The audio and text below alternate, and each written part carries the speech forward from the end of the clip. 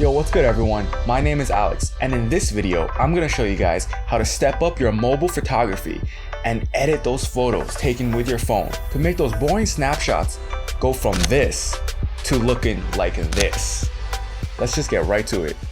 Alright, so the first app that I use to process my images is called Snapseed. This is available for both Android and iOS. The first photo that I'm editing is this Ferris wheel with some beautiful trees by the waterfront. You can see that there's not too much pop to this image. Everything is pretty dull and gray. So the first thing I want to do is go into the Tune Image tab where I can make those global adjustments like brightness, saturation, white balance, things like that. I feel like this image is a tad underexposed, so I'm increasing the brightness. Next, I want to increase the contrast just to give it a little bit more punch. This image could also use a bit more color, especially in those trees. So increasing the saturation will bring out those oranges and reds. I don't have to worry too much about the other colors because the sky is already pretty gray and there's not too much blue in the water either. Because of the cloudy sky, this image has pretty cool tones overall, and I'm increasing the warmth to give it that nice autumn vibe. Once these general adjustments are done, I like to jump into the curves panel where I can fine tune those highlights and shadows and also some of those tones. So I'm just creating my basic S-curve. I do like that faded black effect because I feel it adds a bit of softness to this image. Next, I'm just going into the red, blue, and green curves and playing around with them to see what works best for this image. This is why I love Snapseed so much because it's such a powerful tool that's able to adjust these minute details yet still retain the overall image quality and clarity. Now this image is already looking so much better than it did originally, but we're not done yet. After exporting the photo from Snapseed, I'm bringing this into an app called Lens Distortions. This is also available for both iOS and Android. This is one of those apps that not too many people know about, but it can really help you bring your image from just an okay shot to something that has that extra bit of flair. Like I said before, I wanted this image to have that warm autumn feel to it. So I'm going into my classic light hits panel and choosing that second yellow-orange glow.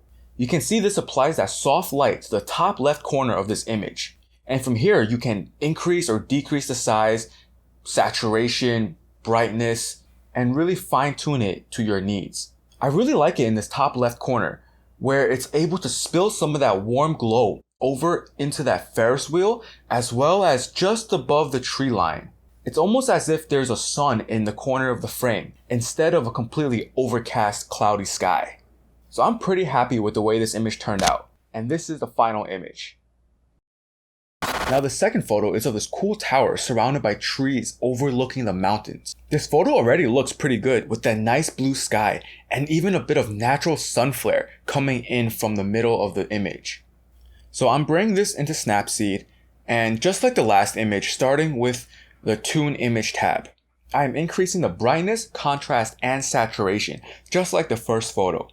And for this image, I really want to bring up those shadows to get some more detail in the foreground. I'm actually going to increase the warmth, and you can see some of that golden light filtering in through the trees. Increasing the warmth will just enhance that a little bit more. The next step is to jump into the curves panel, and I'm adjusting these to my liking. This image looks so much better, but if you look closely, there are a few distracting details that I want to get rid of. So Snapseed actually has a healing brush where you're able to clone out those unwanted details. The first thing I want to get rid of is this bag in the bottom right hand corner. So I'm zooming in all the way and just brushing lightly over this bag. You can see it did a pretty good job, and it takes a few tries to get it right. You can see how it removes the bag and replaces it with the pixels in its surrounding. It's not perfect, and sometimes you need a few tries to get it close. I think this looks pretty good for a phone edit, so I'm gonna leave it at that. Next, I'm moving up to the flag. If it was blowing nicely in the wind, where you can actually see the flag, I would definitely leave it in. But because it's wrapped around the pole strangely, it's just a distracting red blob up there, so I'm gonna try to get rid of it. And I think that looks pretty good. Especially once you zoom out, you really shouldn't be able to see those imperfections. Because this image already has that natural light flare coming in above my subject, I'm going to try to enhance that with some of these light flares in the Lens Distortions app. So I'm coming down to Principal Light Hits, and I am choosing the middle white one. This one looks pretty cool because it has a lot of points to the flare. So now I'm just playing around with those other settings where it's not blocking my subject, but still giving this image that extra oomph. I think this image looks so cool now. And it's not over the top because the flare was already there. This is just enhancing it slightly. So the first thing I'm going to fix in this image is that horizon because it's definitely not straight. As soon as you click into the rotate tool, Snapseed actually straightened out the image for you. That's so cool. And it basically got it straight on, which is awesome. Next, I'm going to go into the Tune tab and just play around with those brightness, saturation, and contrast sliders. For this specific image, I think the curves panel are where I'm going to spend most of my time editing because we have those blues in the sky and the water, and we have that nice contrast with the orange and red boats. I really want to enhance those colors without it muddying together too much. The colors and contrast now look so much more punchy. And if you're scrolling through an Instagram feed, this is something that will definitely stand out. Speaking of Instagram, I'm going to crop this to a vertical orientation, even though I really like the horizontal frame. I find that vertical images just do much better on Instagram because it fills up more of your screen.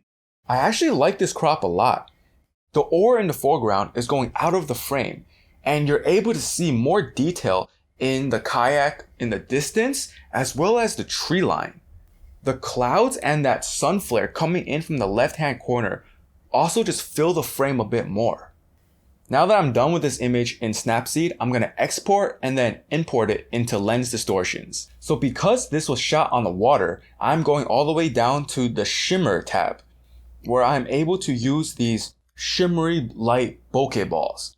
Placing this on the image will make it look like there was some kind of water splashed on my lens, which is completely natural if you're kayaking on the lake. This just adds that extra dimension to the image and further separates it from just any other kayak shot.